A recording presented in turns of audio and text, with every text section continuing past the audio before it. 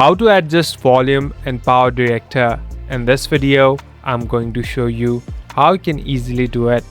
First of all, open the application. So basically we're in this home section. So this is the place where you can find different tools and create a new project. Here on the left top, simply tap on new project. So now select the video that you want to edit.